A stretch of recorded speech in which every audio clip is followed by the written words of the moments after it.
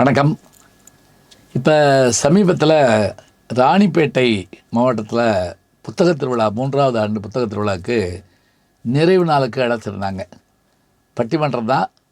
அந்த பட்டிமன்ற நிகழ்வுக்காக நானும் என்னுடைய குழுவினரும் இங்கேருந்து போனோம். ராணிப்பேட்டைங்கிறது முதல்ல வேலூர் மாவட்டத்தில் இருந்தது. சென்னைக்கு அந்த பக்கம் சென்னை, இந்த பக்கம் காஞ்சிபுரம், ஸ்ரீபெரும்புதூர் இப்படி எல்லாமாக கலந்த ஒரு ஊர் அது. இந்த ராணிப்பேட்டை மாவட்டத்தில் எங்களை மாவட்ட ஆட்சித்தலைவர் மற்றவர்களெல்லாம் வரவேற்று அருமையாக தங்க வச்சு சிறப்பான ஏற்பாடுகளை பண்ணியிருந்தாங்க. எங்களுக்கு என்ன பெரிய மகிழ்ச்சி அப்படின்னா,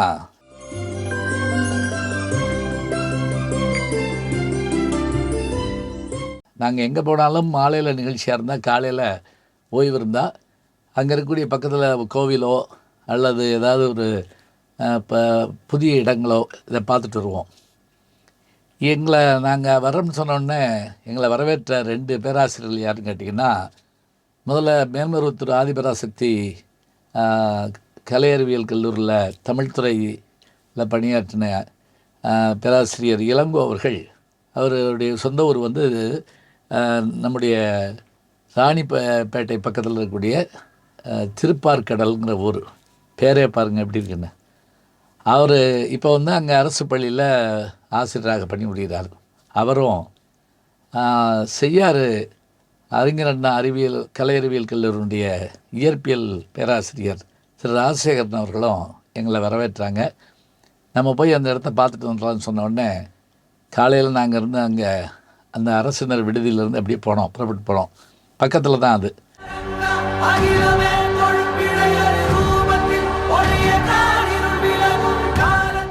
திருப்பார்கடல்ங்கிற பெயர் கேட்டவுடனே நமக்கு ஒரு ஆச்சரியம் ஏற்படுது.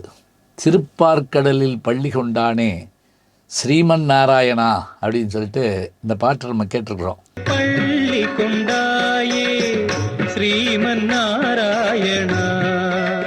இந்த அருமையான இந்த ஸ்தலம் என்னன்னு கேட்டிங்கன்னா, இது சிவஸ்தலமா அல்லது திருமால் குடிகொண்டிருக்கக்கூடிய வைணவ ஸ்தலமா அப்படிங்கிற மாதிரி நம்ம யோசிச்சுட்டே போக வேண்டியிருக்குது. இதில் முக்கியமானது என்னன்னு கேட்டிங்கன்னா, திவ்ய தேசங்கள் 108ம்பாங்க. அதில் பூமியில் இருக்கிறது 106, 107, 108 நம்ம பார்க்கணும்னா திருப்பார்கடலும் வைகுந்த அந்த தரிசனமும் அங்கே தான் போய் பார்க்கணும்பாங்க. இது 107வது தலமாக சொல்லப்படுது. அதாவது நாம் திருப்பார்கடலை மேலே சென்று பார்ப்பதை போல் அந்த அப்படி போய் பார்க்கணுங்கிறது காட்டிலும் இங்கேயே திருப்பார்கடல் இருக்குது என்று சொல்வதற்கு ஏற்ப அது அமைந்திருக்குது. இந்த ஊருக்கான பெயர்கள் பல பெயர்கள் இருக்குது. விஜயகண்ட கோபாலபுரம், அவனி நாராயண சதுர்வேதி மங்கலம் என்ற பெயர்களும் இதுக்கு இருக்குது. இந்த தளத்தில் நான் போன உடனே கேட்டேன் அங்கே இருந்த அவங்க அர்ச்சகர்கள்ட்ட, இங்கே யாரும் ஆழ்வார்கள் வந்து பாடிய பாடல் பெற்ற தலமானு கேட்டேன். இல்லை, இது பாடல் பெற்ற தலம் அல்ல, இது அபிமான ஸ்தலம் அப்படின்னு சொன்னாங்க. அதாவது இது வந்து வழிபடுவதற்குரிய தலைமை தவிர இது வந்து ஆழ்வார்களோ மற்றவர்களோ வந்து இங்கே பாடலை அப்படின்னு சொன்னாங்க. புராண ரீதியான கதை என்ன அப்படின்னா, அருகில் இருக்கக்கூடிய சோளிங்கரில் பல மகரிஷிகள் தவம் பண்ணிக்கிட்டு இருந்ததாகவும், அதில் புண்டரீக மகரிஷி எப்போதும் இறைவனை, அதாவது திருமாலை மட்டுமே வணங்கக்கூடிய கொள்கை உடையவராதலால் மறந்தும் பிற தெய்வங்களை தொழாத தன்மையுடைய அவர் என்ன பண்ணுறாருன்னா திருமாலை மட்டுமே வணங்கக்கூடியவர். அப்போ அவர் ஒரு நல்ல நாளில் இந்த ஸ்தலம் அமைஞ்சிருக்கிறது திருவோண நட்சத்திர ஸ்தலம்ங்கிறாங்க. 27 நட்சத்திரங்களில் 2 நட்சத்திரங்கள் தான் திரு என்கின்ற அடைமொழியை உடையது. ஒன்று திருவோணம், திருமாலுக்குரியது. மற்றொன்று திரு ஆதிரை, சிவபெருமானுக்குரியது. இங்கே அவர் வந்து என்ன பண்ணுறாரு, இந்த நாளில் எம்பெருமானை தரிசிக்கணும்னு வர்றார். இப்போ கோயிலே காணமே அப்படின்னு கவலைப்பட்டு இருக்கப்போ தூரத்தில் ஒரு கோயில் தெரியுது. இது புராண ரீதியான கதை. இதுக்கான பெரிய ஆதாரங்கள் நமக்கு தெரியாது. அப்படி அவர் வந்தபோது அங்கே அந்த கோயிலுக்கிட்ட வருவோம்னா என்ன பண்ணுறாரு, பொய்கை இருக்குது, அதில் குளிச்சிடுறாரு. கோயில்கிட்ட போகிறபோது அந்த கொடிமரம் இங்கே நந்தியை பார்த்தோன்னே, அடடா இது சிவன் கோயிலாக இருக்கே, முகத்துலேயும் பார்க்கக்கூடாது அப்படின்ட்டு அவர் புறப்படுறாரு. அப்படி போயிட்டு வந்தவுடனே அங்கே ஒரு முதியவர் வந்து, இது வரைக்கும் வந்துட்டு உள்ளே போகாமல் போகிறீங்களே ஏன் அப்படின்னு கேட்டவுடனே, இல்லை நான் திருமால் நினச்சி வந்தேன்னு. இல்லை, இது பெருமாள் தான், இது பெருமாள் கோயில் தான், நின்ற குளத்தில் இருக்கார், வாங்க பார்க்கலாம். இல்லை, நான் பார்க்க மாட்டேன். சரி, ஒன்று செய்யுங்க, நீங்கள் கண்ணை கட்டிக்கிங்க, கண்ணை கட்டிக்கிட்டு கையில் தொட்டு உணர்ந்து பாருங்கள் அப்படின்னோடனே அந்த பெருமாளுடைய அந்த சங்கு சக்கரம், அந்த அபயஹஸ்தம் எல்லாத்தையும் பார்த்துக்கிட்டே வந்தவர் அப்படி கால்கிட்ட வந்தாருங்க. அந்த திருவடியை தொட போனவர் நடுக்கிட்டார். ஏன் தெரியுமா? அதில் அந்த ஆவுடையார் மேலே தான் பெருமாள் நிற்கிறாருங்க. சிவலிங்கத்தில் மேலே இப்படி இருக்கும், கீழே இருக்கிறதுக்கு பேர் ஆவுடையார்னு பேர். இந்த ஆவுடையார் மேலே தான் எம்பெருமான் பெருமாள் நிற்கிறார். ஐயோ சிவலிங்கம் தோன்றுகிறதுன்னு சொல்லி பதட்டப்பட்ட போது கவலைப்பட வேண்டாம், ஹரியும் சிவனும் ஒன்றுதான் அப்படிங்கிற செய்தி அங்கு சொல்லப்படுகிறது. ஹரியும் சிவனும் ஒன்று, அறியாத ஒரு வாயில் மண்ணு என்பது என் வாக்கல்ல. அந்த முதியவர் பெருமாள் தான் வந்தார்னு சொல்கிறாங்க. இந்த கதைகளெல்லாம் நம்ம அதில் தலபுராணத்தில் பார்த்து கேட்டுக்கிறோம். இது தவிர வைணவ வழிபாட்டு முறையில் வைகானசம், பாஞ்சராத்திரம் என்று 2 பிரிவு உண்டு. அதில் இது அந்த வைகானசத்தை சார்ந்தது. இந்த இடங்களில் ராமானுஜருடைய திருமேனியை நாம் பார்க்க முடியாது.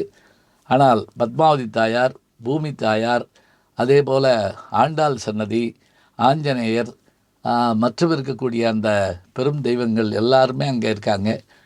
இன்னொரு சிறப்பு என்ன அப்படின்னா, இதை திருப்பணி செய்த கிருஷ்ணதேவராயரும் அவருடைய துணைவியாரும் அந்த அங்கே அவர்களுடைய திருவுருவம் கருவறைக்கரிகளேயே அமைந்திருப்பது ஒரு சிறப்பு.